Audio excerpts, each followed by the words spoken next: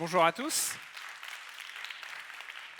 Lorsque je suis parti à la rencontre des lieux de tournage de Star Wars en Tunisie, j'ai bien évidemment été charmé par la singularité de ces lieux aux frontières de l'imaginaire. Mais quelque chose me manquait. Ce n'était pas forcément R2D2 ou les petites Jawas, quelque chose de plus symbolique entre réalité et fiction. Il s'agissait du second soleil de Tatooine. Afin de créer l'un des plans les plus iconiques de la saga, George Lucas et ses collaborateurs ont eu la luminosité d'ajouter ce second astre pour nous parler tout simplement de dualité et nous dépeindre en fait un univers un petit peu plus fantastique. Mais ces deux soleils ont aussi un sens. Que pouvons-nous voir dans ces deux soleils? Peut-être la relation père-fils, la gémelléité de Luke et Leia, le tandem maître-apprenti, ou encore, tout simplement, le côté obscur et le côté lumineux. Tous ces thèmes vont servir de tremplin à Luke Skywalker. Mais comment la lumière se manifeste dans Star Wars? Ici, nous sommes devant l'effet de vitesse-lumière, l'hyperespace. C'est avant tout un outil narratif proposé par les scénaristes pour déplacer nos héros de planète en planète. Et bien sûr, lorsque l'hyperespace, la vitesse-lumière ne marche plus, tout se complique. La lumière dans Star Wars peut aussi donner naissance à une notion de décor-lumière. Le décor-lumière, ici, va nous dépeindre, regardez bien, les deux ombres des combattants. Nous sommes ici sur quelque chose d'un peu abstrait.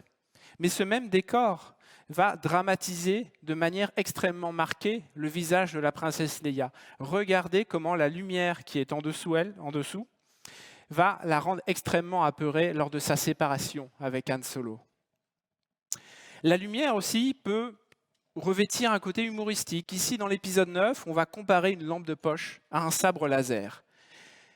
La lumière peut être aussi un peu plus méta. Dans l'épisode 8, qui a pris à rebours pas mal de conventions de la saga Star Wars, ici peut-être que la lumière propose de brûler le passé, de brûler peut-être même le matériel filmique de la pellicule. D'une manière un petit peu plus romantique, poétique, ces deux fantômes de la Force, on en rencontre beaucoup dans Star Wars, mais ici ils nous apparaissent d'une manière assez pertinente, je trouve, comme des mirages, ces fameux mirages qu'on peut trouver dans le désert. Et je vous incite à y aller. Mais bien sûr, j'ai envie de vous parler peut-être principalement de la relation et de l'évolution de Luke Skywalker et Dark Vador, où la lumière va être utilisée visuellement, graphiquement, avec pas mal de contrastes pour nous parler de dualité. Mais intéressons-nous tout d'abord au personnage de Luke. Luke vient du latin lux, la lumière, et du grec lefkos, qui veut dire brillant, clarté, blanc. Ce Luke Skywalker, nous le retrouvons ici, bien sûr habillé de blanc. Et cela va bien sûr s'opposer à Dark Vador, le père ombre, le père sombre. Et bien sûr, notre personnage évolue.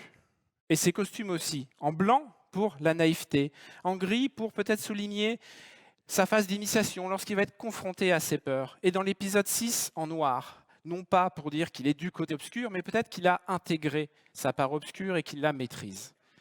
Mais le voyage de Star Wars commence tout d'abord avec Anakin, le petit enfant sur Tatooine, qui est ici représenté d'une lumière totalement basique. Et il va être perverti par le fameux empereur, Palpatine, qui nous est représenté ici, regardez, le visage coupé en deux.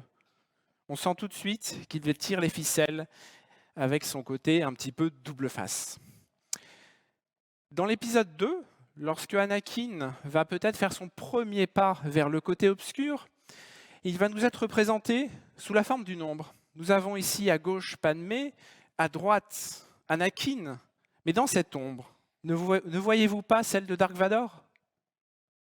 La lumière aussi peut souligner la distance entre le Conseil Jedi et cet Anakin. Regardez ces raies de lumière. Et ces mêmes raies de lumière vont produire une lumière sur son visage extrêmement dramatique. On sent toute la colère en lui. Nous sommes très très loin du petit enfant de 9 ans. Bien sûr, cela va l'emmener vers ce fameux combat contre Obi-Wan Kenobi dans les enfers. Mais bien sûr, devant la lave. La lave, c'est la matière lumière.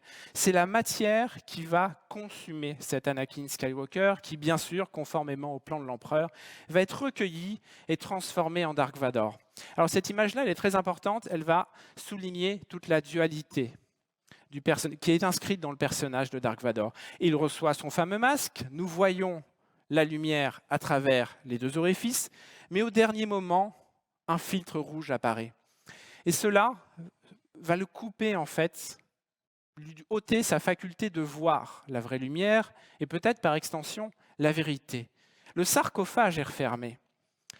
Dark Vador existe. En effet, Dark Vador est habillé de noir, mais regardez comment son casque réfléchit la lumière. La dualité est encore présente. Ici, le monstre est enfin créé. L'empereur, toujours entre ombre et lumière, en train de manigancer. Le quotidien de Dark Vador, il n'est pas très reluisant. Il est principalement montré, dépeint. On se croirait presque dans un film en noir et blanc. Regardez. Et même ici, nous sommes quasiment dans l'abstrait. Même sa flotte impériale est dramatisée par la lumière. Les fameux vaisseaux en flèche, si on met une lumière sur le côté latéral, eh ben, ça va les rendre beaucoup plus incisifs et menaçants. Pas de Star Wars sans sable laser. J'ai un petit regret quant à la traduction du mot sable laser. En anglais, on est plus à la base sur un lightsaber, un sabre de lumière. Et en français, on s'est un petit peu éloigné de cette connotation qui était héroïque, voire mythologique. Notre héros, Luke Skywalker, comme Anakin, bien sûr, a subi une initiation. Il va devoir être confronté à ses propres peurs, qui vont être représentées sous la forme de tunnels, de labyrinthes, toujours noir et blanc, dépeints de lumière, qui vont manifester son voyage, le voyage du héros, qui va le conduire jusqu'à son duel final contre Dark Vador. L'empereur, encore une fois, est dans l'ombre. Statu quo pour ce fameux duel entre Dark Vador et son fils. L'empereur va donc utiliser la colère, le tonnerre de Zeus, le feu des dieux, et le projeter sur Luke Skywalker, ce qui ne va pas laisser insensible son père. Et c'est peut-être la lumière, regardez bien son casque, qui se reflète de manière intermittente, qui va peut-être déclencher en lui l'étincelle de la compassion et le faire revenir peut-être d'une manière autre, transformé lui aussi. Il va donc tuer l'empereur, le mettre dans ce gouffre, qui va bien sûr s'évaporer sous la forme d'une aura. Et le père et le fils vont être rassemblés. Ce qui est intéressant dans ce plan, c'est que Dark Vador va demander à son fils d'ôter son masque pour qu'il puisse voir avec ses propres yeux. Ici, la vision est utilisée pour souligner la réconciliation. Dark Vador périt, comme tous les grands héros, il est brûlé par son fils. Son âme va monter vers les cieux, passer par les étoiles, et nous allons retrouver un fantôme de la force, un fantôme lumineux. Star Wars est une histoire d'équilibre. Nous avons vu comment l'équilibre d'une personne, Dark Vador, a permis de remettre la paix dans la galaxie. Pour s'en convaincre, je vous propose de regarder cette image issue de l'épisode 8. Regardez cette mosaïque. Ne vous rappelle-t-elle pas celle du yin et du yang issue du taoïsme? Encore une histoire d'équilibre. Pour s'en convaincre une dernière fois, regardons à nouveau ce plan. Pour moi, le plus important et le plus émouvant de la saga. Nous avons ici Dark Vador en clair sur fond sombre et la silhouette de Luke sur fond clair. La relation est équivoque. Ce que j'aime bien dans Star Wars, c'est qu'on va parler de dualité, de côté obscur, de côté lumineux, de bien, de mal, mais on va faire tout ça en fait dans l'environnement, dans cette galaxie Star Wars qui est remplie d'étoiles. Et j'aime énormément cette cohérence qui passe par la gestion de l'arrière-plan. Ce début d'année a été troublé. L'humanité a été ralentie. Nous avons pu observer une baisse des niveaux de pollution. Les rêveurs se sont mis à gamberger et ont peut-être formulé sur les réseaux sociaux cette possibilité que si on regardait les yeux, si on regardait le ciel avec nos yeux, bien sûr, on pourrait peut-être apercevoir, juste en dessous des étoiles, les fameux textes défilants de Star Wars.